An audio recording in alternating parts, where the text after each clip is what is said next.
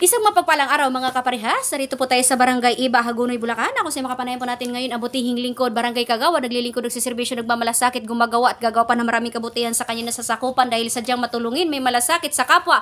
Ang ating inagalang na Barangay Kagawa dito po sa Barangay Iba, Hagonoy, Bulacan, si Kagalang-galang, Barangay Kagawad, Fortunato, Atoy Centeno. Kunsi, kumusta na po kayo? Mabuti po. Okay, Kunsi, may tanong ko lang po. As pagbalik muli bilang naglilingkod Barangay Kagawad sa Barangay Iba, kumusta na po ba kayo sa ngayon? Sa ngayon, medyo stress ng bahagya, pero kinakaya natin. Kasi alam mo naman, maraming humihingi ng tulong, Opo. lalo ngayong magpapasko. Opo. Maraming may mga Christmas party diyan. Ako naman handang tumulong sa kanila, ala namang napapahiya. Wow, okay. Kung may tanong ko lang po, saan committee po ba kayo naroon na ngayon sa inyong pagbabalik muli? Lupon po ako ng edukasyon. Okay po. Okay, so regarding po sa ating, kayo po ay committee ng education o sa EDOC po, ano po ba ang ating mga naging accomplishment na po dyan? Ako po sa totoo lang po, kahit po magtanong kayo ron sa mga guro, Opo. ako po ay nakapagbigay sa kanila ng TV. Opo. Siguro po mga sa iba elementary school mga 8 TV pong naibigay ko. Okay po. 4 na water dispenser at saka po yung nagpagawa rin po ako lately yung pong CR. Yung CR nila pina-improve ko po, nagawa po. Sa elementary and high school po? Sa elementary po. Okay po.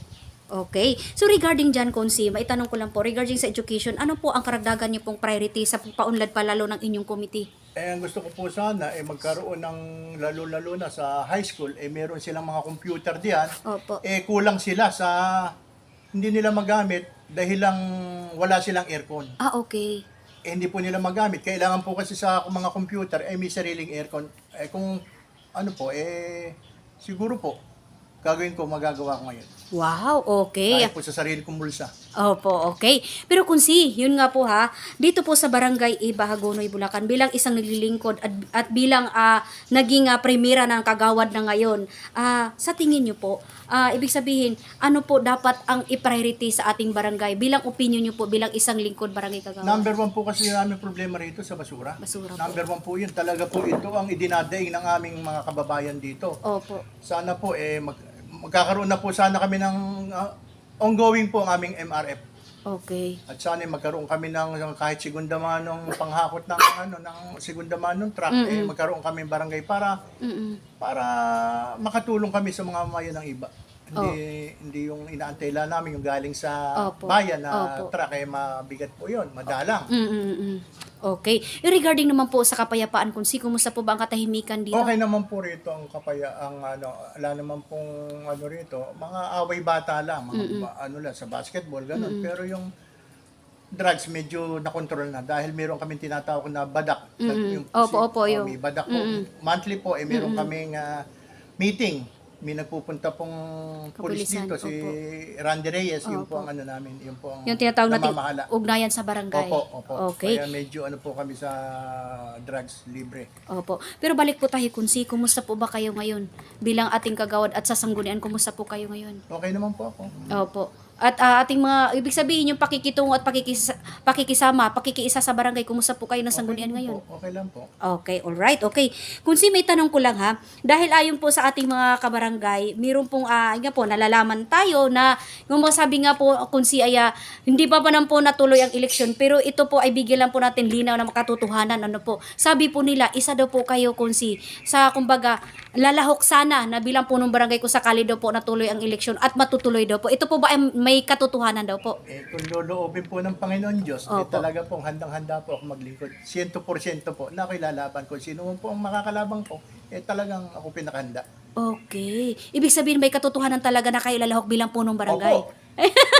Ito po yan. Opo, ayan talaga. Pero kung si may tanong ko po, handang-handa po ba yung pagkatao at sarili po ninyo ito? Handang-handa po ako. Ayan, okay. Kung sino itong ating mga sa ating mga kabarangay, kung nanonood po sila ngayon, ano po ang inyo pong nais ay panawagan para sa kanila, lalo po sa inyong hawak na committee o sa nais pang mga priority dito sa Barangay Iba?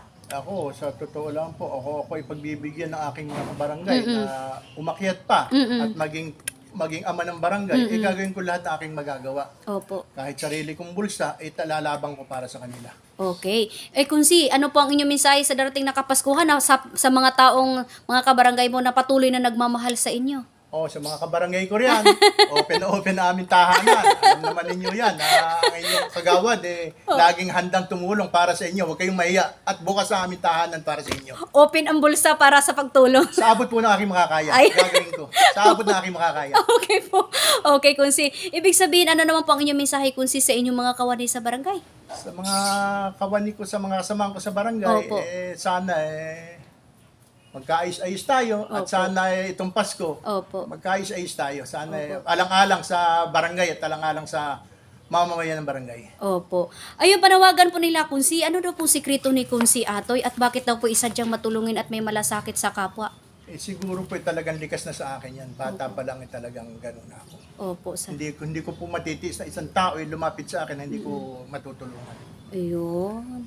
Okay, talaga nasa puso Nasa ninyo. puso ko pa yan. Hindi pa po ako gawad talagang ako po talagang mayroong feeding program sa mga eskwelahan. Alam naman po yan ng mga kababayan ko. Opo, hindi lang Kabarangay ko. hindi lang sa kabarangay kundi sa mismong bayan ng Opo, Hagonoy opo. ang inyong Alam po, natutulungan. alam po. Alam po nila. Ayun, okay. Kaya kayo po, kumbaga, sana, kumbaga, kung darating yung panahon, Kunsi, kumbaga, na maging punong barangay po sa barangay Iba, ay talagang malaki ang pwede nyo pong gawin Opo. sa pag-unlad, sa Opo. pagbabago din ng barangay natin. Ayan, okay. Ayan po mga kaparehas, ha? Nakapanayan po natin ngayon ang butihing lingkod barangay Kagawad, naglilingkod ng servisyo, nagmamalasakit, gumagawa, tumutulong mula sa kanyang kalooban at sa puso ni Kunsi Atoy Centino. Magandang araw po mga kaparehas. Lee Castro po ng Parehas News. Ingat-ingat po kay Kunsi, your family, God bless us all. Mabuhay ka, Kunsi, hanggat gusto mo. Salamat po. Merry Christmas po. Merry Christmas po.